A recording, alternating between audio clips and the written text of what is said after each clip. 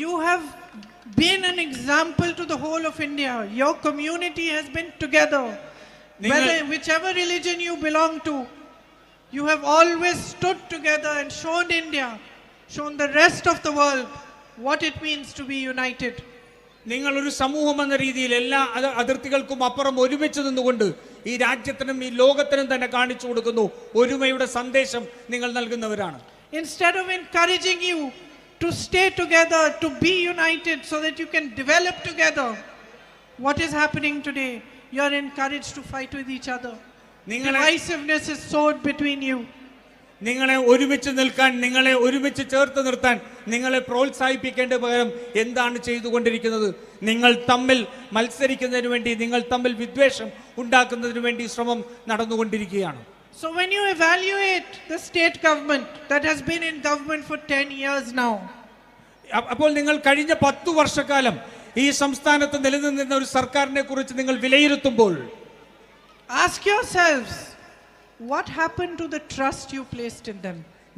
നിങ്ങളോട് തന്നെ ചോദിക്കുക, നിങ്ങൾ ഈ സർക്കാരിൽ അർപ്പിച്ച വിശ്വാസം എന്തു സംഭവിച്ചു എന്നുള്ളത്. This trust with which you are standing here and waiting for us, you gave them this trust when you elected them into the state.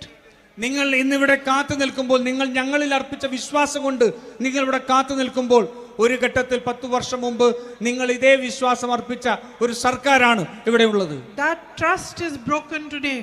ആ വിശ്വാസത ഇന്ന് തകർന്നിരിക്കുന്നു. Because politics, power and other concerns have taken precedence over you, your needs.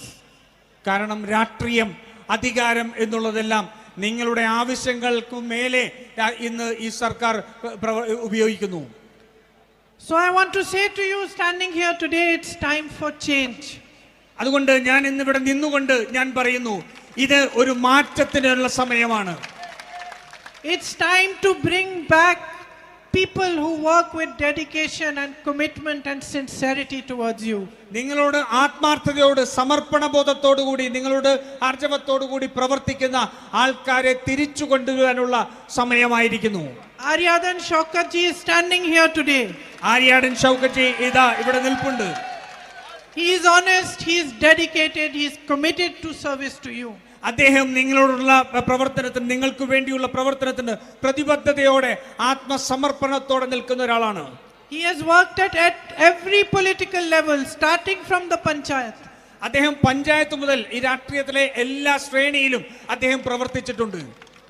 He understands your problems. നിങ്ങളുടെ പ്രശ്നങ്ങൾ അദ്ദേഹത്തിന് മനസ്സിലാക്കാൻ സാധിക്കും. He understands your issues. നിങ്ങളുടെ വിഷയങ്ങൾ, നിങ്ങൾ അനുഭവിക്കുന്ന ബുദ്ധിമുട്ടുകൾ അദ്ദേഹം മനസ്സിലാക്കുന്നുണ്ട്.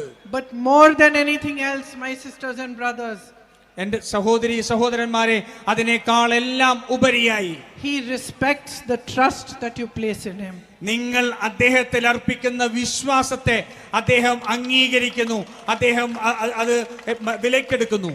And I think there is nothing more important today in the politics of our country, in the politics of your state, in the politics of the world. There is nothing more important today than that you have representatives who put you before everything else, who respect the trust you give them, who respect the affection you give them, who respect their duty and responsibility towards you. അതുകൊണ്ട് ഇന്ന് ഈ സംസ്ഥാനത്തും ഈ രാജ്യത്തുമെല്ലാം മറ്റെന്തിനേക്കാളും ഉപരിയായിട്ടുള്ളത് നിങ്ങൾ അർപ്പിക്കുന്ന വിശ്വാസം, ആ വിശ്വാസത്തെ ബഹുമാനിക്കുന്ന, നിങ്ങൾക്ക് വേണ്ടി പ്രവർത്തിക്കുന്ന ഒരു നേതൃത്വത്തെയാണ്. This is a by-election, but it is the beginning. ഇത് ഒരു ഉപതെരഞ്ഞെടുപ്പാണ്, പക്ഷേ ഇതൊരു തുടക്കമാണ്. It is the first step from which the people of Kerala have to give a message to each other. We want a politics which is honest towards us.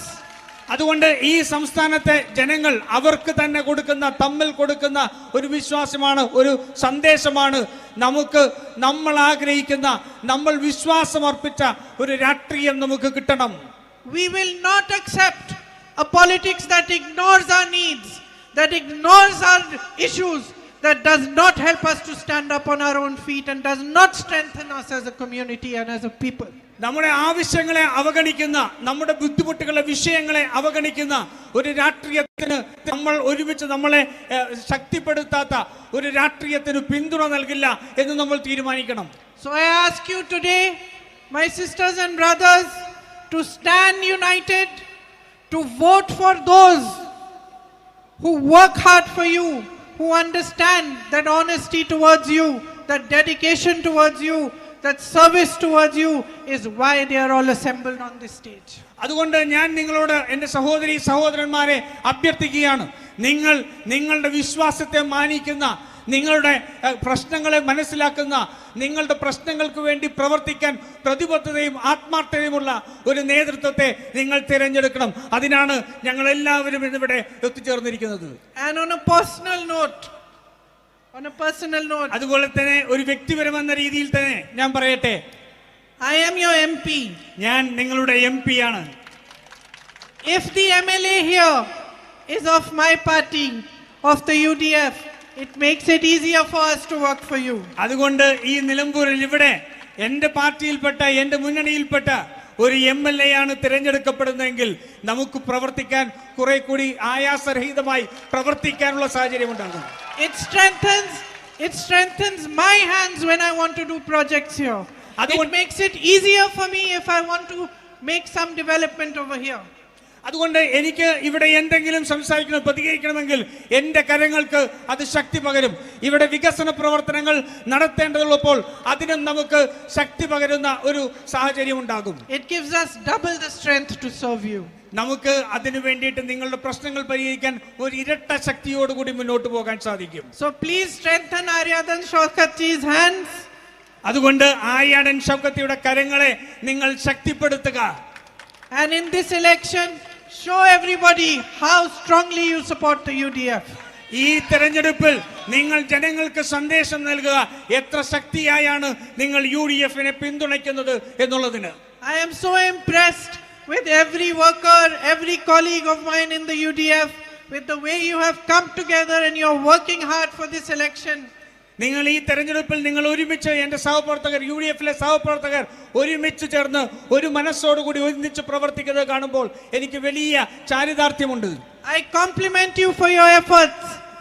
നിങ്ങളുടെ ആ പ്രവർത്തനത്തെ ഞാൻ അഭിനന്ദിക്കുന്നു. And I would like to remind you that we start now, but we do not finish until we have won the election, until not only this by-election, we have won the state and we form a government in Kerala that works for the people of Kerala. അതുകൊണ്ട് ഞാൻ പറയുന്നു, ഈ തെരഞ്ഞെടുപ്പ് ഇവിടെ നിന്നല്ല തീരുന്നത്. നമ്മളെ സംബന്ധിച്ചുള്ള അടുത്ത തെരഞ്ഞെടുപ്പിൽ മുന്നോട്ട് പോയി ഈ കേരളത്തിൽ ഒരു സർക്കാരിനെ രൂപീകരിക്കുന്നത് വരെ നമ്മളുടെ പ്രവർത്തനം മുന്നോട്ട് പോകും. Thank you very much once again for your love, for your affection, for your support. നിങ്ങൾ നൽകുന്ന